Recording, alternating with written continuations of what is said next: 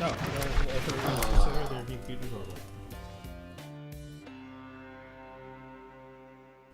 Hi-oh, top 10 time. Hey, hold on. Yes.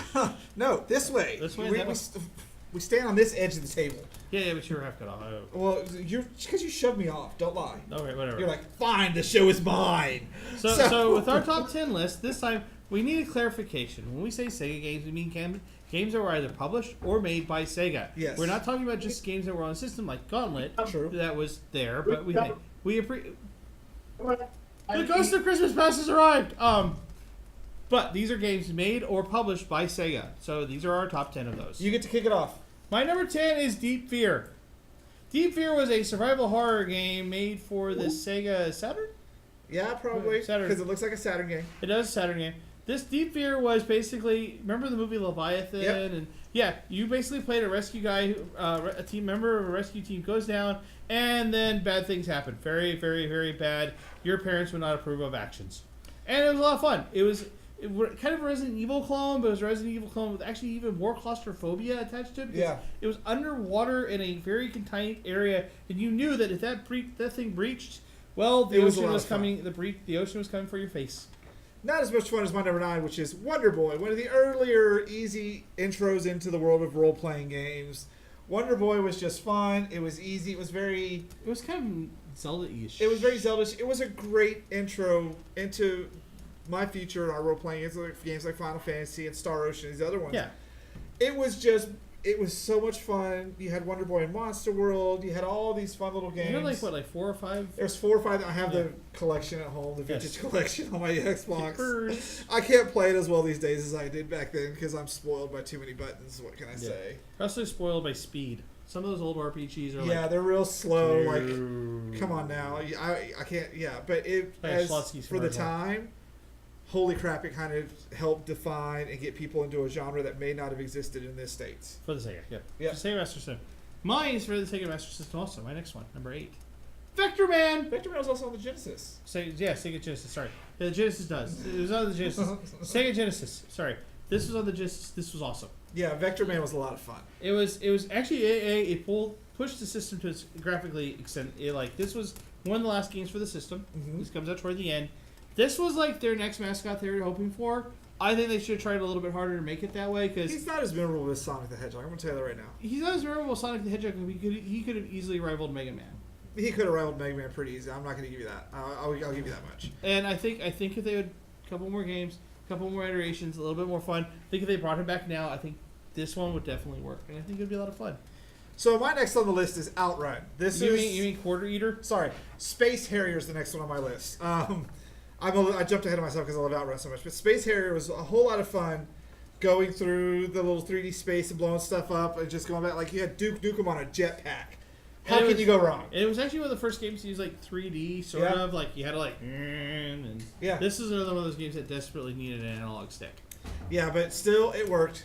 Lots and lots of fun on Space Harrier. And how much does Sega like it? They put it in another video game as an extra. Mm-hmm. What do you have?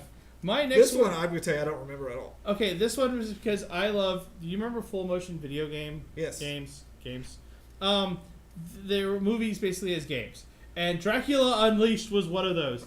It was kind of a sequel to Bram Stoker's Dracula, sort of, kind of. You played a guy named Tex who's from America who's come to see about his cousin's death and a bunch of stuff, and it had full motion video that was about this big. Yeah. And it was all 23 colors, and I completely forgot about this game. You brought it, I was like, oh damn, how did I forget about this one? The best part was you could beat it in 2 hours, but because that's the length of the movie. It also had a lot of different endings and multiple deaths, and this was kind of one of those things that's really enjoyable.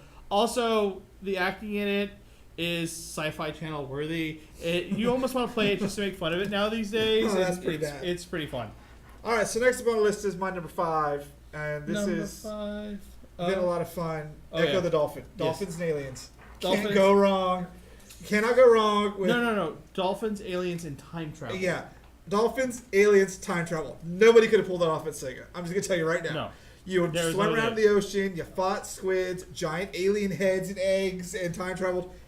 Hands down, this is a game that would not have worked as well today because we're spoiled, but this was amazing. Echo the freaking dolphin. Also, and apparently Jeffrey knows what that game is. I know what the game is. Good guy, one Jeffrey knows. Also, this game if it came out today, would totally be like super environmental. The bad guys would be like oil corporations. Yeah, it would be aliens. It would be a dolphins saving things from SeaWorld. Us. What do you have on your next list? My next one is an old-fashioned. Now, some of the iterations change what the style is, but it's an RPG. Shining Force. The Shining franchise as a whole for Sega was awesome. It had like 4 or 5. Your characters interacted with each other before a battle. If characters died, they died, except for the main hero. Of course, he would come back, but you lose half your money. It was a great it was good versus evil. There were Isn't that pretty much all RPGs? Well, no, let's be honest. but I mean, like this one was like the evil expanded in multiple games. There's even a prequel that explained like 2 characters and why they hated each other. And it literally took an entire game to explain why they hated each other. It was really a lot of fun. And this franchise, I would like to see, please. All right, so number 3 on our list today is Outrun. I loved Outrun. I spent so much money on Outrun in the arcades. I played it so much on the console that my joypad was a little off because I kept pushing buttons. It was like deceptively easy, but really hard at the same time.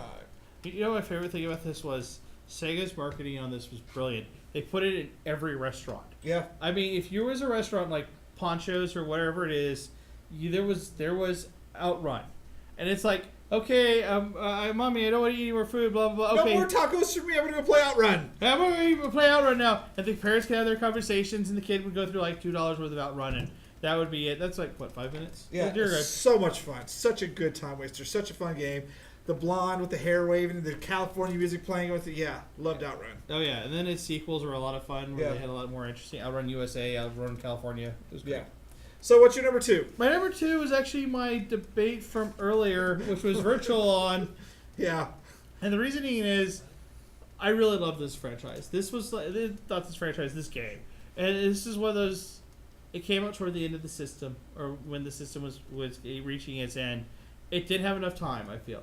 I think this is. It was an arcade game. It worked really well in the arcades. It worked really well in the arcade. The fact they had multiple analog sticks and lots of 2 joysticks and just and the fact that the VMU for the Dreamcast controller acted as something else. The game was a lot of fun. I think this is one of those lost gems that desperately did not get it. Desperately needed more time, and did not get it. So this leads us to the top of the list of mine, which is not Space. It's not Space Channel 5. It is Fantasy Zone. I picked my topic one as well because this game really was so bright and colorful and fun. I could still sing the music in my head, and I don't remember at times I'm singing the music in my head. Huh. But it was one of those ones that started with the real story where the bad guy was your dad, and it was just really fun to play. But it was like, this is the one and only time I ever called a video game helpline. Was to how to beat the final boss, and they had just released the Genesis, and what it was, well, man, we don't really know. Maybe you just need to move around a bunch. I waited 20 minutes for you to tell me that. I already know that. Come on now. Only time I've ever called a game helpline. I think also this is one of the first games to really show off games as colorful. Like it was really, really colorful. In the gaming industry today, we really desperately need to remember what color it looks like. Because everything is drab. So that's been our 10 things list of Sega games that we have forgotten were out there and that we really need to show some more love to. What did you think? I think it's good, but guess what? It's time for something new and fun that Pocky's going to do. So it's time for kind of a Pocky Box return, with me doing something kind of different new with this one. All right, so here comes Pocky Box. Let's see what happens. I don't know what's going to happen. Good.